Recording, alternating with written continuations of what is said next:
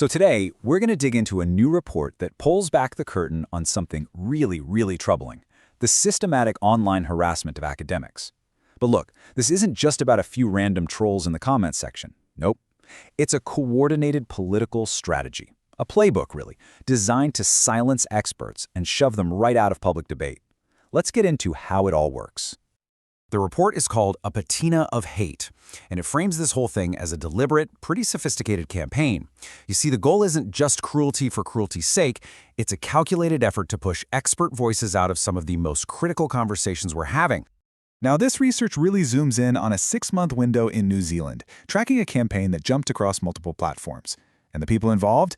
It's a surprisingly wide range, from your typical social media commentators and conspiracy networks, all the way up to government officials, including, at the time, the country's own deputy prime minister. So how does a campaign like this actually operate? Well, what the report found is that it's anything but random. There's a consistent playbook, a set of tactics that get used over and over and over again. So let's break down the main strategies they identified. Okay, first up is this tactic they call pathologization. And it's a wild one.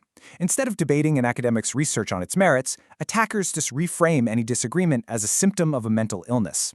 It's an incredibly powerful way that just shut down the conversation entirely, by suggesting the other person is irrational or unhinged. And we're not talking about vague name-calling here. The report points to this unbelievable example, where a deputy prime minister actually coined the term regulatory standards derangement syndrome. He even ran a patient of the day campaign on social media to systematically mock academics. This is literally weaponizing medical language to just dismiss expertise out of hand. The analysis also dug up a really disturbing pattern of gendered abuse. Female academics, pretty much across the board, faced attacks that were way more intense and personal than what their male colleagues got. And for Wāhine Māori, that's Indigenous women, it was even worse. The harassment layered on both misogyny and racism at the same time. And here's just a brutal, perfect example of how that intersectional abuse works. The moko kauae, which is a sacred facial tattoo for Maori women, was mockingly called a barcode. Think about that. It isn't just an insult. It's a multi-pronged attack on someone's identity, their culture, and their gender, all in one go. The next tactic in this playbook is something called visual targeting. You might have noticed that these attack posts almost always feature a photo of the academic, and there's a very specific reason for that. It immediately shifts the focus away from their ideas and onto their appearance, which basically just opens the floodgates for personal ridicule and makes the whole thing feel intensely personal. A classic example of this is Dr. Susie Wiles, who's a really prominent public health expert. Her distinctive pink hair became this constant touchstone for dehumanizing commentary. Harassers would call her Miss Pink Hair or the Pink Beast. Her appearance, something that's just a personal choice, was deliberately twisted into a weapon to try and destroy her professional credibility. Okay, so we've seen the tactics, but how do these individual attacks scale up into these massive, overwhelming campaigns? Well, the report makes it super clear that the social network itself actually becomes part of the weapon. It's not just about the content of the attacks, it's all about how they get amplified. To give you a sense of the sheer scale we're talking about, just consider this. A single post from a high-profile person targeting an academic could spark up to 1,500 hostile comments. Let's be clear, that isn't a debate. That is a deluge of abuse, all aimed at a single person. And you know, those comments aren't just people disagreeing. The report found these chilling calls for violence and even extrajudicial punishment. Things like this, directed to Dr. Wiles, send her to Gitmo. That's how fast the pile-on can escalate into really dangerous territory.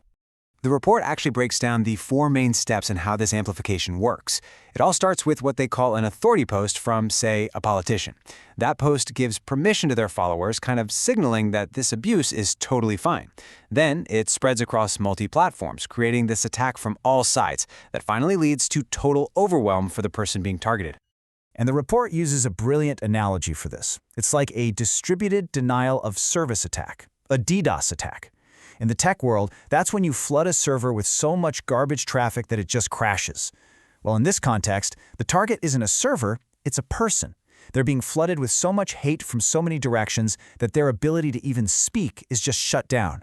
The goal isn't to win an argument, it's to force them offline completely. Which brings us to the ultimate consequence of all this. I mean, beyond the terrible harm to the individuals, why does this really matter to the rest of us? The report argues that the outcome is this profound chilling effect that actually threatens the health of our democracy. See, in places like New Zealand, universities literally have a legal duty to act as the critic and conscience of society. But these campaigns create a direct clash with that mission. When the personal cost of speaking your mind includes death threats and just this overwhelming wave of abuse, well, experts start to self-censor, they withdraw, and as a result, society loses that essential critical voice. So at the end of the day, the report concludes that these attacks are way more than just online bullying. They represent a significant erosion of democratic norms. By silencing experts through pure intimidation, they cause lasting damage to the quality of the public debate that all of us rely on to make informed decisions. And that really leaves us with this final critical question. This isn't just about protecting a few academics. It's about protecting the very space for evidence-based discussion. Because when expert voices are systematically pushed out of the public square, we all have to ask ourselves, who exactly fills that void? And what does that mean for our future?